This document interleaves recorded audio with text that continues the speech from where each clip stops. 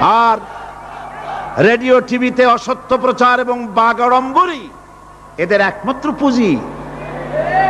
দেশের এই চরম দুর্দিনে দেশপ্রেমিক জাতীয়তাবাদী শক্তি এবং ইসলামী আন্দোলনরত দলগুলো সহ গোটা জাতিকে আহ্বান জানাই, ঈমান হেফাজত এবং দেশের স্বাধীনতা রক্ষার জন্য সকল প্রকার ভেদাভেদ ভুলে যান। সেই সাথে দলীয় সংকীর্ণতার ঊর্ধ্বে উঠুন। আভ্যন্তরীণ কোন্দল থাকলে মিটিয়ে ফেলুন।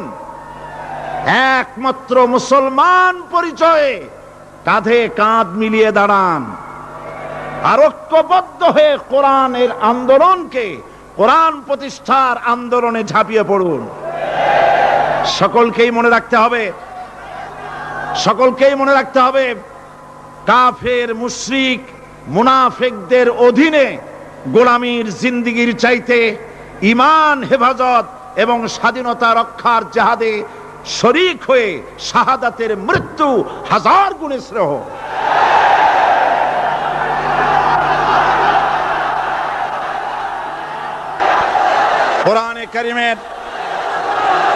কোরআনে কারীমের তাফসীর শুরু করার আগে সাংবাদিকদের জন্য আমি এই কথাগুলি বললাম, যেহেতু রাত বেশি হলে তারা কথাগুলি পত্রিকায় দিতে পারবে না, সেই জন্য পুরা নিউজ বলার আগে হেডলাইনগুলি জানাই দিলাম। তবে সাংবাদিকদের ব্যাপারে আমার একটু কথা আছে। সেই কথা হচ্ছে, সাংবাদিকতা মহান পেশা। সব সময় আমরা সম্বোধন করি সাংবাদিক বন্ধুগণ, আমরা জাতির বিবেক তাদেরকে মনে করি, ঠিক কিনা বলেন? এই চট্টগ্রাম তাফসীরুল কোরআন মাহফিল কি নিয়ে যা ঘটলো, সাংবাদিকদের মাধ্যমেই গোটা জাতি এবং দুনিয়া জানতে পেরেছে। ওই সব সাংবাদিকদেরকে আমি আমার অন্তরের অন্তঃস্থল থেকে মোবারকবাদ জানাই, যেসব সাংবাদিকরা জীবনের ঝুঁকি নিয়ে সত্যকে বিকশিত করেছেন। কিন্তু তার মধ্যেও কিছু কিছু সাংবাদিক আছে, আমি তাদেরকে দু একটি কথা না বলে পারবো না।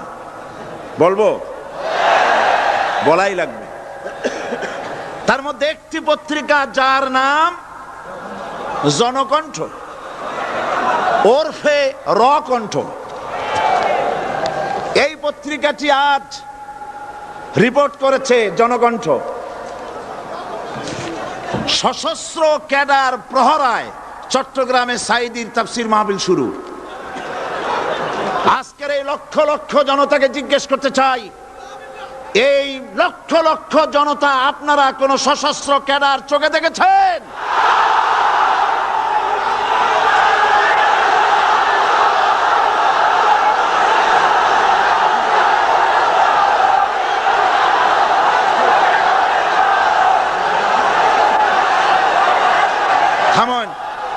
থামেন। আমার করুণা হয়, ওই সব লোকের জন্য করুণা হয়। রাসূলুল্লাহকে চোখে দেখে আবু জাহেল যেমন বিশ্বাস করতে পারে নাই, এই শ্রেণীর লোকেরা এত বড় মাহফিল দেখেও কলিজায় জাহান্নামের ভয় আসে নাই।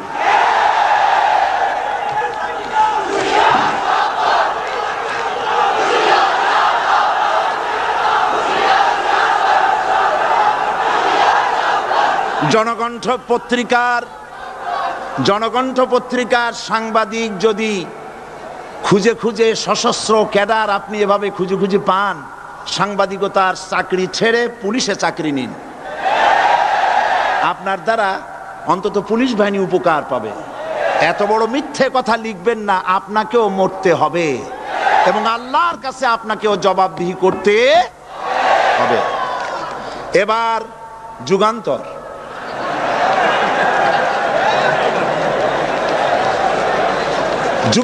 পত্রিকা নতুন বেরিয়েছে।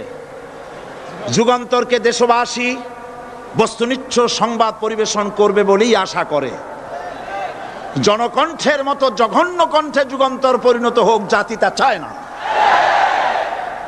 যুগান্তরের রিপোর্টার কি রিপোর্ট করলেন? আপনি লিখেছেন আই কোড, আপনি যা লিখেছেন আমি তা পড়ছি। সাইদি বলেন এ সরকারকে জালিম সরকার আখ্যায়িত করে বলেন, আগুন নিয়ে খেলা করবেন না, বেশি বাড়াবাড়ি করলে পিটিয়ে দিল্লিতে পাঠায় দেব। এই লক্ষ জনতা সাক্ষী দেন, সরকারকে পিটাইয়া দিল্লি পাঠাবে এই কথা আমি বলেছি।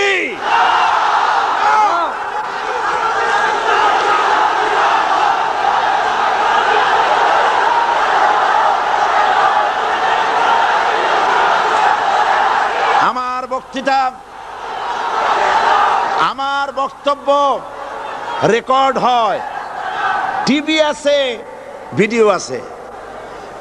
আপনি এই লক্ষ লক্ষ মানুষ আপনাকে মিথ্যাবাদী মনে করবে যে আপনি একটা মিথ্যা কথা লিখছেন, কিন্তু গোটা জাতির কাছে যুগান্তর গিয়ে আমাকে আপনি কি বানালেন? 40 বছর এই রাস্তায় কথা বলি, কোরআনের কথা বলি, 40 বছর এই রকমের হালকা কথা, সরকার পিটায় দিল্লি পাঠাবো এই রকমের পোলাপানের মতো কথা যদি আমি বলতাম, তাহলে কি মানুষ আসতো আমার মাহফিলে? এই যুগান্তর পত্রিকা আমার বগুড়ার বক্তৃতাকে বিকৃত করেছে। বগুড়ায় আমি কি বলেছিলাম আজকে সে কথা আপনাদের জানা দরকার। সরকারের সোনার ছেলেরা আমাকে বলেছে আমি স্বাধীনতা বক্তব্য রাখি, স্বাধীনতা বিরোধী বক্তব্য রাখি। বগুড়ায় তার প্রমাণ করেছি। বগুড়ায় আমি কি বলেছি? বগুড়ায় আমি বক্তব্য রাখতে গিয়ে বললাম, বর্তমান প্রধানমন্ত্রী, আমি যা বলি আমার তা মনে থাকে এবং রেকর্ড আছে, হাজার হাজার মানুষের সামনে বলেছি। কোন পত্রিকা এরকমের বেকায়দা রিপোর্ট করে না যেমন আজকে আপনি করেছেন, পিটাইয়া দিল্লি পাঠাবো। কি আর কেউ করেছে রিপোর্ট? সেখানে আমি বলেছি 4 দলের মহাসমাবেশগুলি দেখে প্রধানমন্ত্রীর মাথা খারাপ হয়ে গেছে। আর মাথা খারাপ হইতেই পারে, যেহেতু ফ্যামিলি অ্যাফেয়ার্স যদি খারাপ থাকে মাথা গরম থাকে। আমি সেখানে বলেছি প্রধানমন্ত্রী তিনি বলেছেন 4 দল একত্রিত হয়ে বাংলাদেশটারে পাকিস্তান বানাবে। দেখছেন না পত্রিকায়? আমি বলেছি দেখেন, একটা দেশের প্রধানমন্ত্রী মিথ্যা কথা বলেন, আমি এই রকমের কথা বলবো না, তবে উনি যা বলেন তা কিন্তু সত্য নয়। মিথ্যাবাদী আমি বলতে পারি না, বলবোই না, তবে যা বলেন তা সত্য নয়। আস্তে করে বলছি। উনি বলছেন দেশটারে পাকিস্তান বানাবে 4 দল।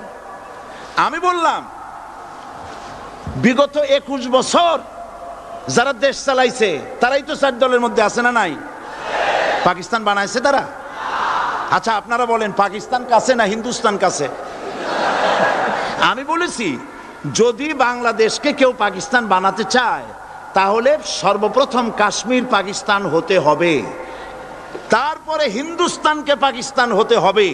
এটা যেমন সম্ভব নয়, কিয়ামত পর্যন্ত বাংলাদেশ পাকিস্তান হওয়া সম্ভব নয়।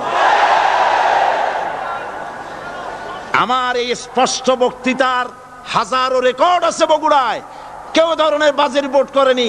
যুগান্তর লিখেছে, সাইদি বলেছে কাশ্মীর পাকিস্তান হইলেই বাংলাদেশ পাকিস্তান হয়ে যাবে। আমি ওই দিন ঢাকায় এসেই যুগান্তর পত্রিকার চিফ রিপোর্টারকে টেলিফোন করে বলেছি আপনি একটা ভুল রিপোর্ট আপনার সাংবাদিক করেছে বগুড়া থেকে, জাতি বিভ্রান্ত হবে। আমি একটা প্রতিবাদ পাঠালাম, অনুগ্রহ করে আমার প্রতিবাদ ছেপে দিবেন। ওনরা সাংবাদিকতার প্রতি মর্যাদা দিতে গিয়ে আমার এই বক্তব্যটা ছাপেন নাই। তার মানে হলো আমার বিরুদ্ধে যদি কেউ কথা বলে হুবহু ছাপা হবে, আর আমি যদি সেলফ ডিফেন্স নিতে চাই বস্তুনিষ্ঠভাবে আমাকে কভারেজ দেওয়া হবে না। এটাই হলো তাদের সবচাইতে আমার প্রতি ক্ষোভ।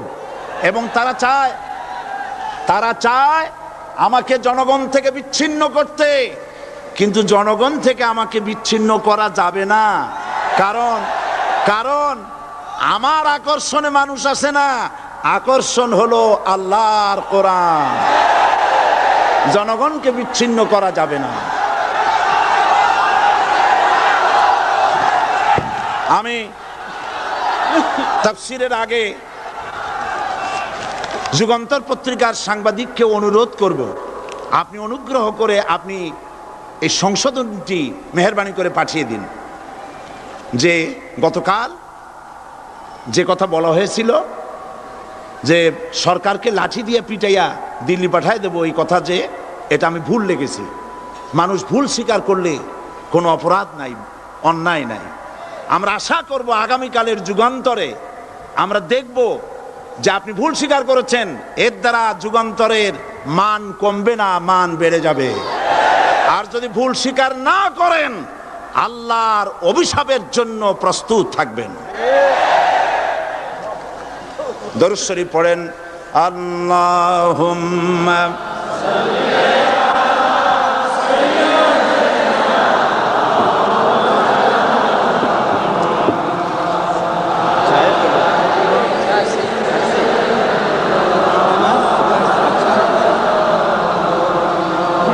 আল্লাহুম্মা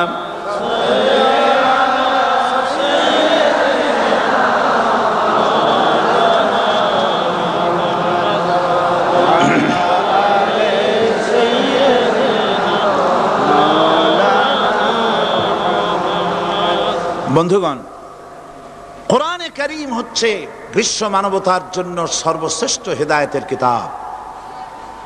এই কিতাব আল্লাহ রাব্বুল আলামিন অবতীর্ণ করেছেন গোটা মানব গোষ্ঠীর জন্য, পৃথিবীর সমস্ত মানুষের জন্য আল্লাহ পাক এই কোরআন নাজিল করেছেন। কোরআন কার বাণী? এই কোরআনকে যারা অনুসরণ করবে তাদের সম্পর্কে আল্লাহ পাক বলেছেন, ফামান তাবিআ হুদায়া ফালা খাউফুন আলাইহিম ওয়ালা হুম ইয়াহজানুন। কোরআন যারা অনুসরণ করবে, কোরআন যারা মেনে চলবে, তাদের জন্য কোনো ভয় নাই, কোনো চিন্তা নাই। কোরআনের আইন যারা মানবে, কোরআনের শাসন যারা মানবে, তাদের জন্য কোনো ভয় নাই, চিন্তা নাই। কোরআন আল্লাহ রাব্বুল আলামিন এই পৃথিবীতে তাবিজ লেখার জন্য পাঠান নাই। এ কোরআন শুধু চুমা খাওয়া, মাথায় লাগাবার জন্য, বুকে লাগাবার জন্য পাঠান নাই। কোরআন পাঠিয়েছেন আল্লাহ রাব্বুল আলামিন, মানুষেরা কোরআন পড়বে, কোরআন বুঝবে, আর কোরআনের বিধান অনুযায়ী ব্যক্তি, পরিবার, সমাজ এবং রাষ্ট্র গড়বে। বলেন আলহামদুলিল্লাহ। এই জন্য কোরআন নাজিল হয়েছে। রাসূল করিম সাল্লাল্লাহু আলাইহি সাল্লাম কোরআনে কারীম দিয়ে একটি সমাজ বিপ্লব করেছিলেন। কোরআন নাজিল এর উদ্দেশ্য আর রাসূল পাঠাবার উদ্দেশ্য সম্পর্কে আল্লাহ পাক বলছেন, হুয়াল্লাযী আরসালা রাসূলাহু বিল হুদা ওয়া দীনিল হক লিইয়ুযহিরাহু আলাদ-দীনি কুল্লিহি ওয়া কাফা বিল্লাহি শাহীদা। আমি আমার রাসূলকে দ্বীন হক আর সত্যের বিধান সহকারে দুনিয়ায় পাঠিয়েছি, এই জন্যে লিইয়ুযহিরাহু আলাদ-দীনি কুল্লিহি আই লিইয়ুগলিবাহু আলা সাইরিল আদিয়ান, যাতে করে মানব গোষ্ঠীর উপরে, মানুষের তৈরি করা মতবাদের উপরে ইসলামকে যেন বিজয়ী করে দেন। ইসলাম বিজয়ী করে দেওয়ার জন্যে, কোরআনকে বিজয়ী ভূমিকা আনার জন্য আমি রাসূল পাঠিয়েছি, বিধান পাঠিয়েছি। সেই আল্লাহ পাক আমাদের জন্য এ কোরআন দিয়েছেন পৃথিবীতে আইন এবং বিধান মেনে চলার জন্যে। এই কোরআন মানুষের ইহকাল এবং পরকালের মুক্তির দিশা দেখায়। কোরআন যারা মানে তারাই শান্তি পায়, যারা মানে না তারাই অশান্তি মধ্যে বসবাস করে। আজকে আপনারা বলেন, পৃথিবীতে সবচাইতে অশান্তিতে কারা? মুসলমান। পৃথিবীতে সবচাইতে অশান্তিতে কারা? তাহলে অর্থ দাঁড়ায় এই যে কোরআন যাদের কাছে থাকবে, কোরআন যারা তেলাওয়াত করবে, কোরআনের আইন কানুন যারা পড়বে, কোরআন যাদের বাড়িতে থাকবে, তারাই সব থেকে অবহেলিত, লাঞ্ছিত হবে। অর্থ কি তাই হবে নাকি? না, তা হবে না। আল্লাহ পাক বলেছেন, তাহা মা আনজালনা আলাইকাল কুরআনা লিতাশকা। নবী হে, এই কোরআন আমি অবতীর্ণ করেছি এজন্য নয় যে কোরআন আপনার ভাগ্যকে বিনষ্ট করে দেবে, বরং কোরআন এসেছে ভাগ্যকে সুপ্রসন্ন করার জন্য। সুবহানাল্লাহ। সেই কোরআন থেকেই আমরা আলোচনা করেছি। গতকাল আলোচনা করেছিলাম সূরা আল বাকারার 255 নম্বর আয়াত। আয়াতটার নাম কি? আয়াতুল কুরসি। গতকালকের মতো আজও আসুন আমার সাথে তেলাওয়াত করেন। আউযু বিল্লাহি মিনাশ শাইতানির রাজিম। বিসমিল্লাহির রাহমানির রাহিম। প্রত্যেক অক্ষরে অক্ষরে 10 করে নেকি এখন আমাদের নামায় আমলে লেখা হচ্ছে। সুবহানাল্লাহ। গলা ছেড়ে দিয়ে সবাই পড়েন আমার সাথে।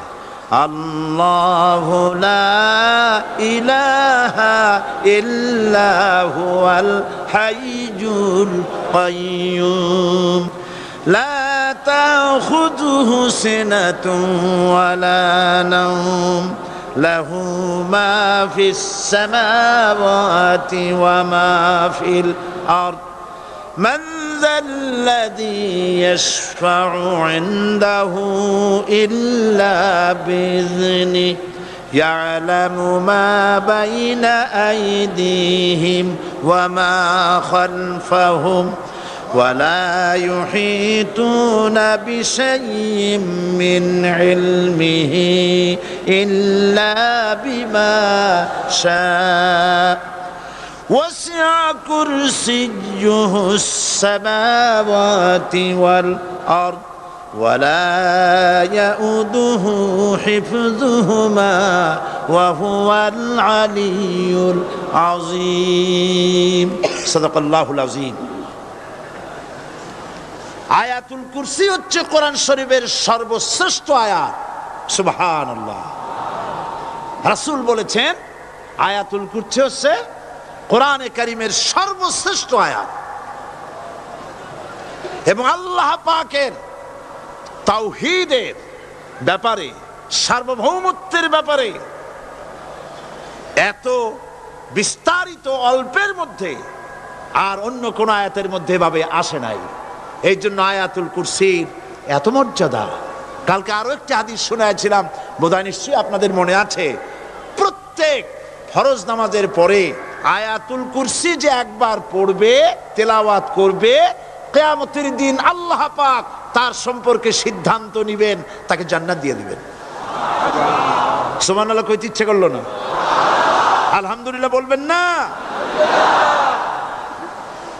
তার অর্থ হলো এই আয়াতুল কুরসি যদি মানুষ পড়ে আর বোঝে আর ওই অনুযায়ী যদি আকীদা তৈরি হয়, জীবন তৈরি হয়, তার জীবন জান্নাতের জন্য তৈরি হয়ে যায়। গতকাল আল্লাহ পাকের সার্বভৌমত্বের কথা আমরা আলোচনা করেছিলাম। আজকে আলোচনা করব আল্লাহ পাকের পরিচয়। আল্লাহ পাক তিনি কে? আমরা বলি আল্লাহ। আমরা কি বলি? বলেন সবাই, কি বলি? আমি অনেকবার আপনাদেরকে এই কথাটা বলেছি, বোধহয় নিশ্চয়ই মনে আছে। আল্লাহ এই উচ্চারণটা আমাদের অনেকের হয় না, কেউ বলে না আল্লাহ। আল্লাহ পাকের উচ্চারণটা হচ্ছে, আল্লাহ পাকের নামের উচ্চারণ হচ্ছে আল্লাহ। মুখটা একটু গোল হয়ে যাবে, বলেন আল্লাহ আল্লাহ। সুবহানাল্লাহ। পৃথিবীতে বিভিন্ন জাতি তার স্রষ্টাকে, তারা যাকে স্রষ্টা মনে করে, বিভিন্ন নামে ডাকে। কেউ বলে ভগবান, কেউ বলে ঈশ্বর, কেউ বলে পরমেশ্বর, কেউ বলে বিধাতা, কেউ বলে গড। বিভিন্ন নামে লোকেরা এভাবে ডাকে। তো ভগবান বললে তার প্রতিশব্দে স্ত্রীলিঙ্গে কি আসে? বলেন ভগবতী। ঈশ্বর বললে স্ত্রীলিঙ্গে কি আসে? ঈশ্বরী। বিধাতা বললে তার স্ত্রীলিঙ্গে কি আসে? বিধাত্রী। গড, এটার স্ত্রীলিঙ্গে আসলে কি হবে? তো প্রত্যেকটি তারা যে ভাষায় আল্লাহকে ডাকে, প্রত্যেকটি ভাষায় স্ত্রীলিঙ্গে একটি প্রতিশব্দ আসে। আল্লাহ এর স্ত্রীলিঙ্গে, এর প্রতিশব্দে আরেকটি শব্দ কি গোটা বিশ্ব খুঁজে পাওয়া যাবে? জোরে বলেন, যাবে? যাবে না। এবং অন্যান্য নামগুলি সন্ধি বিচ্ছেদ করলে অর্থই হবে না। গড, এটাকে যদি উল্টায়া বলা হয় তাহলে কি হয়ে যাবে? এবার দেখুন, আল্লাহ এই নাম, আল্লাহর পরিচয় কি? যদি বলা হয় যে আল্লাহর পরিচয় কি, শুধু আল্লাহ দিয়ে আল্লাহকে চেনা যাবে, আল্লাহকে চেনা যাবে। আল্লাহ রাব্বুল আলামিন বলছেন, আল্লাহু লা ইলাহা ইল্লা হুয়াল হাইয়ুল কাইয়্যুম। আল্লাহ হচ্ছেন তিনি যিনি ছাড়া কোনো ইলাহ নাই, মাবুদ নাই, উপাস্য নাই। সুবহানাল্লাহ। এখন আল্লাহর যদি প্রথম একটা অক্ষর আলিফ ছেড়ে দেওয়া হয় তাহলে থাকবে কি? লিল্লাহ। এই লিল্লাহ দিয়েও কেউ যদি আল্লাহর পরিচয় পেতে চায় তাহলে পেয়ে যাবে। আল্লাহ রাব্বুল আলামিন কোরআনে কারীমের ভিতরে শুধু লিল্লাহ দিয়েও আল্লাহকে চেনার ব্যবস্থা করেছেন। লিল্লাহি মা ফিস সামাওয়াতি ওয়া মা ফিল আরদ। আকাশ এবং জমিনের সার্বভৌমত্বের একচ্ছত্র মালিকানা কার? আল্লাহ পাকের। এখন লিল্লাহ থেকে একটা লাম ছেড়ে দেন, কি থাকবে? লাহু। এই লাহু দিয়েও আল্লাহর পরিচয় পাওয়া যাবে, যাবে না? কোরআন বলছে, লাহু মাকালিদুস সামাওয়াতি ওয়াল আরদি ইউবসিতুর রিজকা লিমান ইয়াশা। আকাশ এবং জমিনের রিজকের চাবিকাঠি আল্লাহ পাকের কাছে, যারে খুশি তিনি পর্যাপ্ত রিজেক তিনি দান করেন। সুবহানাল্লাহ। এবার লাহুর লাম ছেড়ে দেন, থাকবে কি? একটা অক্ষর। এই একটি অক্ষর দিয়ে আল্লাহ পাকে চেনা যাবে। ইন্নাহু হুয়াল গফুরুর রহিম। তিনি হচ্ছেন মহা ক্ষমাশীল, দয়াবান। আল্লাহর পরিচয় আল্লাহকে দিয়েই জানা যায়। আল্লাহর পরিচয় হচ্ছে তিনি এই আকাশ সৃষ্টি করেছেন, এই জমিন সৃষ্টি করেছেন, মানব গোষ্ঠীকে সৃষ্টি করেছেন। আকাশের স্রষ্টাকে, জমিনের স্রষ্টাকে, মানুষের স্রষ্টাকে আল্লাহ পাক। দেখুন, আল্লাহ পাক আকাশের স্রষ্টা, জমিনের স্রষ্টা, মানুষের স্রষ্টা। এই কথাকে ভুলিয়ে দেওয়ার জন্যে, এই কথাটিকে ভুলিয়ে দেওয়ার জন্য আল্লাহকে অস্বীকার করছে এক শ্রেণীর লোকেরা। তারা বলছে দেয়ার ইজ নো গড, স্রষ্টা বলতে কেউ নাই, আনসিন ইজ নাথিং। মাশাআল্লাহ, আমাদের মঞ্চে এই চট্টগ্রামের গৌরব বিএনপির কেন্দ্রীয় নেতা জনাব সালাউদ্দিন কাদের চৌধুরী সাহেব এসেছেন। আলহামদুলিল্লাহ। আল্লাহ পাক সকলকে কোরআন বোঝার তৌফিক দান করুন, বলি আমিন। আল্লাহ পাক কোরআনকে বোঝার জন্য, আল্লাহকে চেনার জন্য ব্যবস্থা করেছেন। ওরা বলছে কি আনসিন ইজ নাথিং, যা দেখা যায় না সেটা কিছুই না, সেটা বিশ্বাস করি না। তো আল্লাহর যখন রং নাই, গন্ধ নাই, তাকে বিশ্বাস করি কেমনে? বলেন নাউজুবিল্লাহি মিন যালিক। আরে ভাই, তোমরা তো এমন বহু জিনিস আছে যা না দেখে বিশ্বাস করো। আপনারা কি বাতাস দেখেছেন? বিশ্বাস করেন কিনা? বিশ্বাস করেন কিনা? আপনারা কি ইথার দেখেছেন? বিশ্বাস করেন কিনা? ফুলের গন্ধ দেখেছেন? কিন্তু বিশ্বাস করেন কিনা? মাধ্যাকর্ষণ শক্তি, ল অফ গ্রাভিটেশন আপনারা চোখে দেখেছেন? বিশ্বাস করেন কিনা? অনেক জিনিস এমন আছে যা আমরা চোখে দেখি না কিন্তু বিশ্বাস করি। হযরত ইমাম আবু হানিফা রাহমাতুল্লাহ আলাইহির সাথে এক নাস্তিকের বহাস হবে। স্থান এবং তারিখ নির্ধারণ করা হলো। ইমাম সাহেব দেরি করে আসলেন। নাস্তিক বলছে, আমি আপনার সঙ্গে কোনো বিতর্কে যেতে চাই না, কারণ আপনি ওয়াদা রক্ষা করতে পারেন নাই, নির্ধারিত সময়ের অন্তত 3 ঘন্টা পরে এসেছেন। তিনি বললেন, আমি কেন দেরি করলাম সেটা তো তুমি জিজ্ঞেস করবে। আচ্ছা বলেন কেন দেরি করেছেন? তিনি বললেন, দেখো এই জায়গায় আসার পথে একটা নদী বেঁধেছিল, তো আমি আসবো কি করে? আমার কাছে পারাপারের কোনো বন্দোবস্ত ছিল না। এক পর্যায়ে হতাশ হয়ে গেলাম, আমার বোধহয় যাওয়াই হবে না। শেষ পর্যন্ত আমি দেখতে পেলাম হঠাৎ করে আমার পাশে একটা ফলের বীজ পড়লো, তা দিয়ে একটা গাছ অঙ্কুরিত হলো। দেখি না তা গাছটা একটা ময়ূর হয়ে পরিণত হয়ে গেল। কই থেকে একটা করাতে সে গাছটা কেটে ফেলে দিল। ফটাফট কতগুলি তক্তা বেরিয়ে আসলো। কোথার থেকে একটা হাতুড়ি আর কতগুলি লোহা এসে ঠাস ঠাস করে বাড়ি লেগে একটা কিস্তি তৈরি হয়ে গেল। কিস্তিটার ধাপায় পড়লো নদীতে, আমি লাফ দিয়ে উঠলাম, তাই পার হয়ে আসতে যা দেরি হলো। নাস্তিক বলছে, আপনার সাথে আমি জানছিলাম যে আপনি অত্যন্ত বুদ্ধিমান মানুষ, কিন্তু যে ঘটনা শুনাইলেন আপনার স্ক্রু একটাও টাইট আছে বলে মনে হয় না, আপনার সাথে আর কোনো বহস নয়। তিনি বললেন, কেন? কই বহস না, আপনি বলছেন যে এইরকম একটা গাছ চারা হয়ে গেল, সাথে সাথে বিনা মিস্ত্রিতে গাছটা কাটলো, তারপর এইটা দিয়ে তক্তা হলো, লোহা আসলো, হাতুড়ি হইলো, বিনা মিস্ত্রিতে কিস্তি তৈরি হয়ে গেল, নৌকা এটা পড়লো নদীতে, আর বিনা মাঝিতে আপনি পার হয়ে আসলেন। এটা কি আদৌ সম্ভব? ইমাম আবু হানিফা রাহমাতুল্লাহ আলাইহি বলছেন, তোমার সাথে আমি কোনো কিতাব দিয়ে ঝগড়া করব না, কোনো কিতাব দিয়ে আমি তোমার সাথে বহস করব না।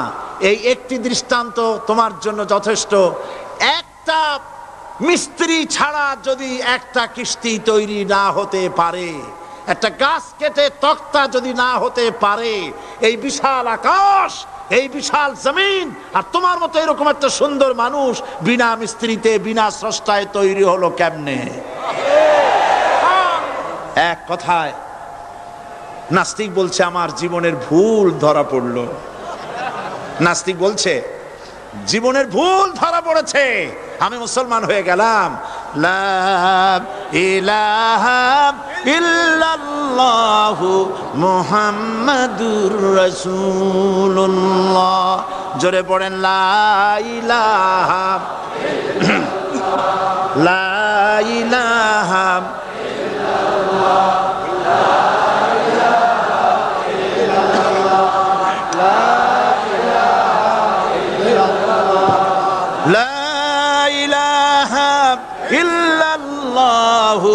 মুহাম্মাদুর রাসূলুল্লাহ। প্রিয় কোরআন পাগল ভাই সব, মাহফিল কর্তৃপক্ষ আমাকে স্লিপ দিয়েছে। প্রচন্ড চাপ সৃষ্টি হয়েছে চতুর্দিকের রাস্তায়, মানুষ বসার জায়গা পাচ্ছে না, দাঁড়াবারও জায়গা নাই। আমরা তো এই মাঠ টেনে লম্বা করতে পারবো না, তবে আপনারা একটু চেপে বসলে বোধহয় ভালো হয়। আপনারা কি রাগ করবেন নাকি? তাহলে বসা অবস্থায় দাঁড়াবেন না মোটেই? বসা অবস্থায় সামনের দিকে একটু এগিয়ে আসা যায় কিনা? তাহলে তাই করুন, দাঁড়াবেন না কেউ, বসা অবস্থায় সামনে চাপেন, আর দাঁড়ানো ভাইরা সুযোগ গ্রহণ করেন। জোরে সোরে জিকির করেন, সুবহানাল্লাহ ওয়ালহামদুলিল্লাহ লা ইলাহা ইল্লাল্লাহ, সুবহানাল্লাহ ওয়ালহামদুলিল্লাহ লা ইলাহা ইল্লাল্লাহ। আরো জোরে পড়েন, সুবহানাল্লাহ ওয়ালহামদুলিল্লাহ লা ইলাহা ইল্লাল্লাহ, সুবহানাল্লাহ ওয়ালহামদুলিল্লাহ লা ইলাহা ইল্লাল্লাহ, লা ইলাহা ইল্লাল্লাহ ইল্লাল্লাহু মুহাম্মাদুর রাসূলুল্লাহ। আমি দাঁড়াতে বলি নাই, মেহেরবানি করে বসুন, কান মন দিয়ে আল্লাহর পরিচয় শুনুন। কেবলমাত্র হতভাগা কপাল পোড়া যারা, তারাই নাস্তিক হতে পারে, ঠিক কিনা? আমি মনে করি না এই মাহফিলে কোনো নাস্তিক আসছে। আমি বিশ্বাস করি সকলে আল্লাহরে বিশ্বাস করে, কোন আলহামদুলিল্লাহ। কিন্তু কপাল পোড়ারা তারা বলে আল্লাহ নাই। এই ধরনের এক কপাল পোড়া ঢাকা বিশ্ববিদ্যালয় ছিল, মরছে। তার মৃত্যুতে দেশের প্রধানমন্ত্রী বলেছেন জাতির অপূরণীয় ক্ষতি হলো। আমি বললাম অপূরণীয় ক্ষতি হয় নাই, শয়তানটা কমছে। সে মরার আগে বলেছি কি জানেন? মরার আগে বলেছে আমার লাশ গোসল হবে না, দাফন হবে না। এইটারে মরার পরে তোমরা মেডিকেল কলেজে দিয়ে দিবা, তারা আমারে কাটাছেড়া করিয়া অপারেশন শিখবে। বেচারা বুঝতে পারছে যে মরার পর তার অবস্থাটা কি হবে। তো এদিক দিয়ে কাটাছেড়া করে যদি শেষ করে দেয় সেই ভালো, কবরে না যাই। তাকে রাখা হলো বারডেমের ডিপ ফ্রিজের ভেতরে। কদিন পরে তার অন্তিম ইচ্ছে অনুযায়ী মেডিকেল কলেজে পাঠানো হলো। ছাত্র শিক্ষকরা যখনই শুনেছে যে ওই লাশ আসতেছে, তারা রাস্তায় দাঁড়ায় বলছে আল্লাহর হস্তে মাপ চাই, এইটার এদিকে আনবেন না। কারণ জীবনে বাইসে থাকতে যে আল্লাহরে স্বীকার করে নাই, ওরে অপারেশন করে যা শেখবো এতে রুগী শুধুই মরবে, বাঁচবে না কেউ। এরপরে সলিমুল্লাহ মেডিকেল কলেজে নেওয়া হলো, তারাও একই কথা বললো। শেষ পর্যন্ত নিয়ে ডিপ ফ্রিজে রাখছে। এখন কোথায় আছে আমি জানি না। এখন লাশের অবস্থা এই হয়েছে যে রাস্তায় যদি ফালায় দেয় কুত্তাও খাবে না, কারণ এত বাসি লাশ। আমার দেশের কুত্তা এত অভদ্র না যে এত পচা লাশ খাবে। আল্লাহকে অমান্য করলে পরে, অস্বীকার করলে পরে আল্লাহ পাক এইভাবে শাস্তি দেন। আর এগুলোর নাম হলো বুদ্ধিজীবী। এগুলোর নাম কি? বুদ্ধিজীবী। আর বুদ্ধিজীবী এটা হচ্ছে জীবী। জীবী মানে কি? পেশা। মৎস্য বিক্রি করে যারা জীবিকা উপার্জন করে তাদের কি বলে? যারা চিকিৎসা শাস্ত্র এই দিয়ে যারা জীবিকা নির্বাহ করে তাদেরকে কি বলা হয়? যারা আইন ব্যবসা করে, আইন ব্যবসা করে জীবিকা নির্বাহ করে তাদের কি বলা হয়? যারা কৃষি পণ্য উৎপাদন করে জীবিকা নির্বাহ করে তাদেরকে কি বলে? আর যারা বুদ্ধি বিক্রি করে ভারতের পাচাটা গোলামি করে তাদের কি বলে? এই কোরআন শরীফে কিন্তু কোথাও বুদ্ধির কথা নাই, সব আছে জ্ঞানের কথা। কোরআন শরীফে কি আছে? কোথাও বুদ্ধির কথা নাই, সব জায়গায় জ্ঞানের কথা। কোরআন শরীফে কি কথা আছে হে আল্লাহ তুমি আমার বুদ্ধি বাড়ায় দাও? আছে? কোরআন শরীফে আল্লাহ রাব্বুল আলামিন শিখায় দিয়েছেন, বলো রব্বি জিদনি ইলমা। পড়েন সবাই, রব্বি জিদনি ইলমা। হায় আল্লাহ তুমি আমার বুদ্ধি বাড়াও। নাকি তুমি আমার কি বাড়াও? আমার জ্ঞান বাড়াও। ওয়াল্লাযীনা উতুল ইলমা দারাজাত। আল্লাহ পাক বলছেন যাকে আমি জ্ঞান দান করছি তার মর্যাদা বৃদ্ধি করে দিয়েছি। সুবহানাল্লাহ। জ্ঞানের মর্যাদা বেশি। বুদ্ধি, পৃথিবীতে শ্রেষ্ঠ বুদ্ধিজীবী হচ্ছে বুদ্ধিজীবীদের নেতা, বুদ্ধিজীবীদের সর্দার, যে তার নাম কি জানেন? শয়তান। বড় বুদ্ধিজীবীর নাম কি? শয়তান। দেখেন ওর বুদ্ধি। আর আদম আলাইহিস সালামকে আল্লাহ পাক কি দিয়েছিলেন? ইলম। কি দিয়েছিলেন? ওয়া আল্লামা আদামাল আসমা কুল্লাহা। আমি আদমকে কি দিছি? জ্ঞান দান করেছি। শয়তান হলো বুদ্ধিজীবী। ও বুদ্ধিজীবী করলো কি দেখেন, আল্লাহ পাক বললেন আদমকে সৃষ্টি করে উসজুদু লি আদামা ফাসাজাদু ইল্লা, আল্লাহ রাব্বুল আলামিন উপস্থিত সকলকে হুকুম করলেন আমার আদমকে সেজদা দাও। সবাই সেজদা করলো না কে? মিস্টার ইবলিস সেজদা করলো না। আল্লাহ পাক প্রশ্ন করলেন, ইবলিস তুমি আমার হুকুম মানলে না কেন? কেন তুমি সেজদা করলে না? শয়তান তখন বুদ্ধির আশ্রয় নিল। শয়তান বলল, খালাকতানি মিন নার ওয়া খালাকতাহু মিন তিন। আয় আল্লাহ, তুমি তো আমারে বানাইছো আগুন দিয়ে, আর আদমকে বানিয়েছো মাটি দিয়ে। আনা খায়রুম মিনহু, আমি তার থেকে উত্তম। কারণ তুমি আমাকে একটা অবৈজ্ঞানিক আদেশ করেছো। মাটির গতি নিম্নমুখী আর আগুনের গতি ঊর্ধ্বমুখী। ঊর্ধ্বমুখী জিনিসকে নিম্নমুখী জিনিসের সামনে মাথা নত করতে বলা সম্পূর্ণ আনসাইন্টিফিক। এই জন্য আমি এটা মানতে পারিনি। আল্লাহ পাক বললেন কিচ্ছু না, মানুষ জায়গা না পাই আসতেছে, বসান।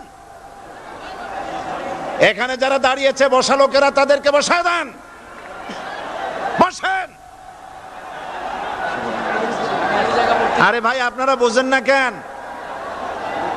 বোঝেন না কেন? সরকারের সোনার ছেলেরা এইখানে আসার সাহস করবে না।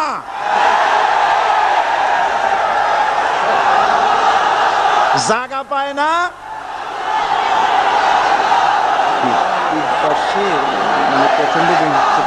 করবো কি আমি? কিছু করেন না, বসেন, থামেন। মানুষ বসার জায়গা পাচ্ছে না বলে অসুবিধা হচ্ছে। নড়াচড়া কেউ করবেন না, কোন আওয়াজ করবেন না। আল্লাহ তৌফিক দিন, জোরে কোন আমিন। আল্লাহ পাক বলেন, ইন্নাকা রাজিম মারদুদ, তোর উপরে আল্লাহর লানত, অভিশাপ, আমার দরবার থেকে বেরিয়ে যা।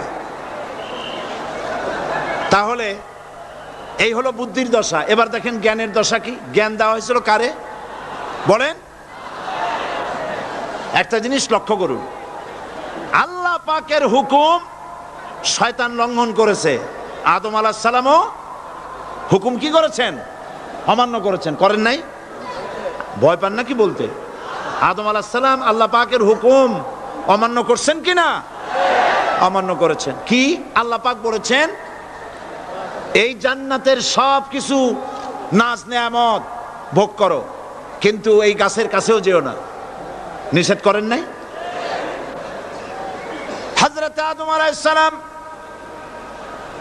ভুল করলেন, আল্লাহ নিষিদ্ধ বৃক্ষের কাছে গেলেন, স্বামী স্ত্রী দুজনে নিষিদ্ধ ফল ভক্ষণ করলেন।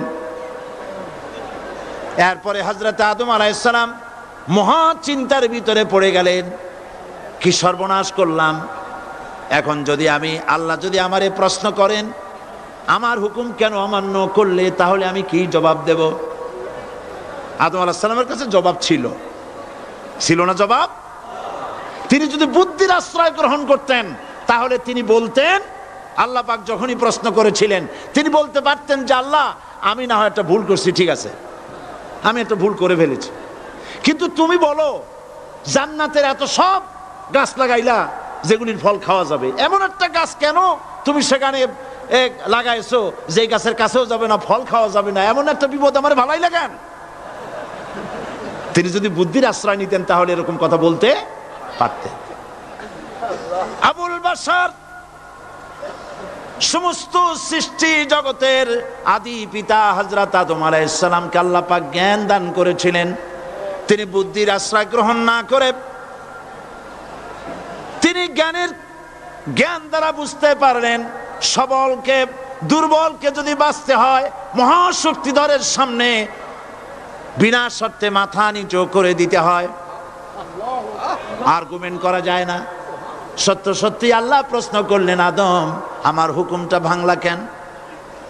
হযরত আদম আলাইহিস সালাম কোনো আর্গুমেন্ট পেশ না করে তিনি বিনয়ের সাথে কেঁদে কেঁদে বললেন, রব্বানা যালামনা আনফুসানা ওয়া ইন লাম তাগফির লানা ওয়া তারহামনা লানাকুনান্না মিনাল খাসিরিন। সবাই পড়েন, রব্বানা যালামনা আনফুসানা ওয়া ইন লাম তাগফির লানা ওয়া তারহামনা লানাকুনান্না মিনাল খাসিরিন। হায় আল্লাহ পাক, আমি আমার নফসের উপরে জুলম করেছি, অত্যাচার করেছি, তুমি যদি আমাকে ক্ষমা না করো, দেখেন জ্ঞান কত, তুমি যদি আমাকে ক্ষমা না করো আর আমার প্রতি যদি করুণা না করো, তার মানে হলো শুধু ক্ষমা করলে হবে না, শুধু ক্ষমা করলে হবে না, ক্ষমা করে আমার প্রতি করুণা করে আবার তোমার রহমতের কোলে টেনে নিতে হবে, নইলে পরে লানাকুনান্না মিনাল খাসিরিন, ক্ষতিগ্রস্ত হয়ে যাব। মাফও করবা, করুণাও করবা। সুবহানাল্লাহ ওয়া বিহামদিহি। আল্লাহ পাক দুজনকেই পাঠায় দিলেন। শয়তান আসলো, শয়তান হইয়া আদম আলাইহিস সালাম হলেন, তার ভুল মাফ হয়ে গেল, নবুয়তের মর্যাদা দিয়ে আল্লাহ পাক পৃথিবীতে পাঠায় দিলেন। সুবহানাল্লাহ। সুতরাং কোরআন শরীফে কোথাও বুদ্ধির কথা নাই, জ্ঞানের কথা আছে। আল্লাহ পাক বলছেন, আমি আদম, আমি দাউদ এবং সুলাইমানকে জ্ঞান দান করেছি, ইব্রাহিমকে জ্ঞান দান করেছি। কোরআন শরীফের বহু জায়গায় শুধু জ্ঞানের কথাই বলা হয়েছে। সুবহানাল্লাহ ওয়া বিহামদিহি। সুতরাং বুদ্ধিজীবী, এই বুদ্ধিজীবীরা তারা আসল জ্ঞানটা নাই। আসল জ্ঞান কোনটা বলেন, কোনটা? ডক্টর শহীদুল্লাহ মরহুম, আমি অনেকবার বলেছি তার কথা, আল্লাহ তাকে জান্নাতুল ফেরদাউস নসিব করুন, বলেন আমিন।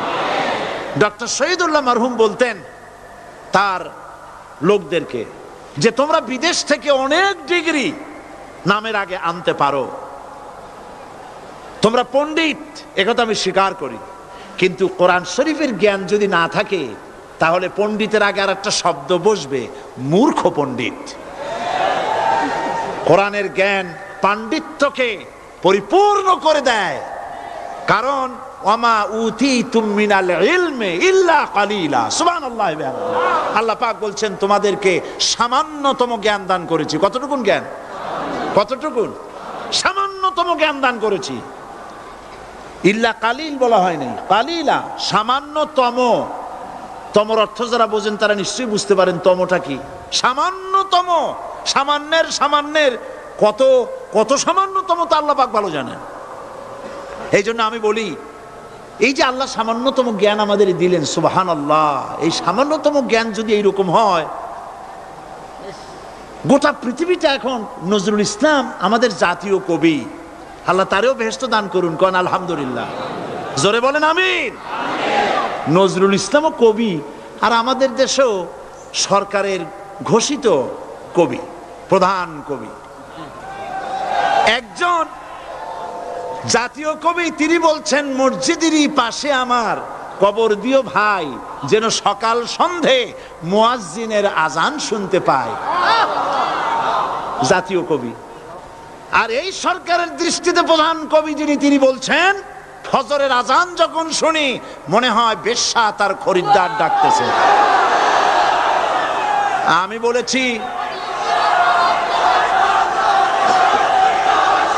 বলেছি এটা তো তুমি শুনবাই, কারণ ছাত্র জীবন থেকে ওই আওয়াজ শোনার যাদের অভ্যেস, বুড়া হইছে এখনো বেশ্যার আওয়াজ ছাড়ার কানে কিছুই আসে না। নাউজুবিল্লাহ, নাউজুবিল্লাহ, আল্লাহর লানত। বন্ধুগণ, মানুষ নাস্তিক হয় কখন? যখন তার কাছে আসল জ্ঞান থাকে না। কোরআন হচ্ছে আসল জ্ঞান। কাজী নজরুল ইসলাম বলেছেন, আজ থেকে কত বছর আগে, বিশ্ব নিখিল দেখবো আমি আপন হাতের মুঠায় পুরে। আজকে পৃথিবী আপনার মুঠায় আসছে না? উনি দেখে যান নাই, কিন্তু আসছে কিনা? আজকের পৃথিবীর নাম হয়েছে গ্লোবাল ভিলেজ। গোটা পৃথিবী এখন একটা পল্লী। আমেরিকার নির্বাচনের ফলাফল আমরা এখানে বসে দেখতেছি, দেখতেছেন কিনা? আমেরিকা একটা প্যাঁচ লাগিয়ে গেছে না? কালকে বলছি আমেরিকায় তো এরকমের বাংলাদেশি প্যাঁচ লাগা উচিত ছিল না, কিন্তু প্যাঁচটা লাগলো কেন? আমার মনে হয় যে আমাদের দেশের সরকার প্রধান বারবার যাওয়াতে এই রোগ ওখানেও সংক্রামিত হয়েছে।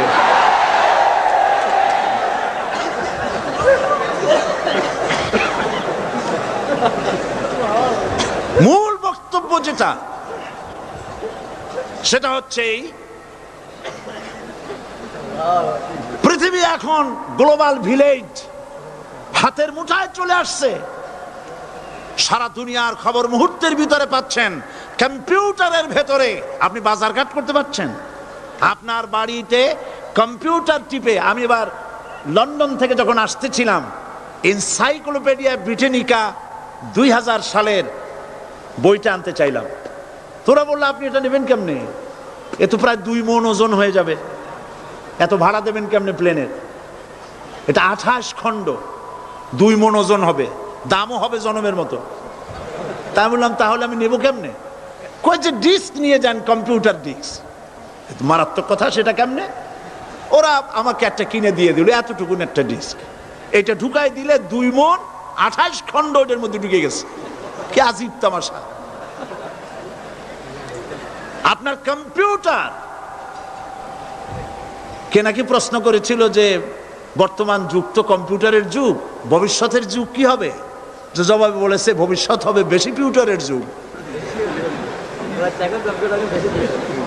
গোটা দুনিয়া মানুষের মাথার মধ্যে আল্লাহ ঢুকাই দিয়েছেন, সুবহানাল্লাহ বলবেন না?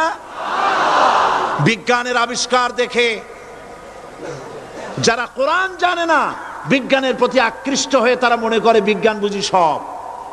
না, বিজ্ঞানের আবিষ্কার যত বাড়বে কোরআন বোঝা তত সহজ হবে। তাও সুবহানাল্লাহ কইতে ইচ্ছা করে না? বিজ্ঞানের আবিষ্কার যত বাড়বে, কিয়ামত পর্যন্ত পৃথিবীর বিজ্ঞানীরা কোরআনের সামনে ভিক্ষুকের মতো 2টি হাত পেতে দাঁড়িয়ে থাকবে। কারণ ইয়াসিন ওয়াল কোরআনিল হাকিম, এটা বিজ্ঞানময় কোরআন। জোরে বলেন সুবহানাল্লাহ। বিজ্ঞান দিয়ে ভরা, সুবহানাল্লাহ। আমি অবাক হই, আল্লাহ বলছেন ওমা উতিতু মিনাল ইলমি ইল্লা কালিলা, সামান্যতম জ্ঞান দিছি। যখন আমি পাথফাইন্ডারের কথা শুনলাম, মঙ্গল গ্রহে গেছে 8 মাস সময় লাগলো, প্রতি মিনিটে 1600 মাইল গতিবেগে, প্রতি মিনিটে 1600 মাইল গতিবেগে 8 মাস পথ অতিক্রম করে মঙ্গল গ্রহে অবতীর্ণ করলো পাথফাইন্ডার। পর্দাটা ফেটে গেল, ছোট্ট 10 কেজি ওজনের একটা গাড়ি বেরিয়ে এলো, 4 চাকার একটা গাড়ি। ওর মধ্যে পাওয়ারফুল ক্যামেরা ট্যামেরা আরো কি কি ছিল, সেটা ওখান থেকে ফটোগুলি ক্যাচ করছে আর ট্রান্সমিট করে দিচ্ছে নাসায়। সেখানে বিজ্ঞানীরা বসে দেখতেছে পৃথিবীর মাটি থেকে 49 কোটি কিলোমিটার দূরে মঙ্গল গ্রহের ছবি ওখান থেকে আসতেছে। এক পর্যায়ে বিজ্ঞানীরা তারা দেখতে পেল যে এই পাথফাইন্ডারটা চলতে গিয়ে একটা পাথরের সাথে ধাক্কা লেগে কাইট হয়ে পড়ে গেছে। এখন এটা কাইট হয়ে পড়ে গেছে, এখন তো তার ফাংশন বন্ধ হয়ে গেছে। বিজ্ঞানীরা মাটির পৃথিবীতে বসে কম্পিউটার মনিটরিং করে 49 কোটি কিলোমিটার দূরের কাইট হয়ে পড়ে যাওয়া পাথফাইন্ডারকে সোজা করে দিল। আমি চিন্তা করি, আল্লাহ পাক বলছেন ওমা উতিতু মিনাল ইলমি ইল্লা কালিলা, তোমাদের সামান্যতম জ্ঞান দিছি। এই যদি হয় সামান্যতম জ্ঞান, আমার আল্লাহর জ্ঞান কত বড়! এ হচ্ছে আমার আল্লাহ, সুবহানাল্লাহ বলেন। এই হচ্ছে আমার আল্লাহ।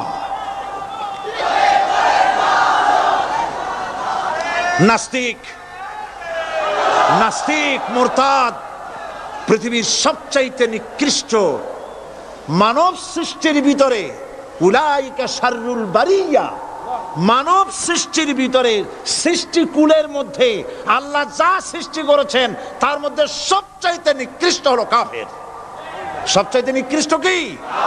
যারা আল্লাহকে অস্বীকার করেছে, যারা নাস্তিক, যারা মুরতাদ। আল্লাহ পাক জ্ঞান দান করেছেন মানুষকে। সুতরাং আল্লাহ পাক কোরআনের মধ্যে তার নিজের পরিচয় ছোট্ট একটি সূরার মধ্যে ব্যাপক আকারে বলে দিয়েছেন। কি? কুল হুয়াল্লাহু আহাদ। সবাই পড়েন আমার সাথে, কুল হুয়াল্লাহু আহাদ আল্লাহুস সামাদ লাম ইয়ালিদ ওয়া লাম ইউলাদ ওয়া লাম ইয়াকুল লাহু কুফুয়ান আহাদ। আল্লাহ পাক বলেন আল্লাহ এক এবং একক, তিনি কারো মুখাপেক্ষী নন, তিনি কাউকে জন্ম দেন নাই, তাকেও কেউ জন্ম দেয়নি। আকাশ আর জমিনে আল্লাহর সমকক্ষ কেউ নাই।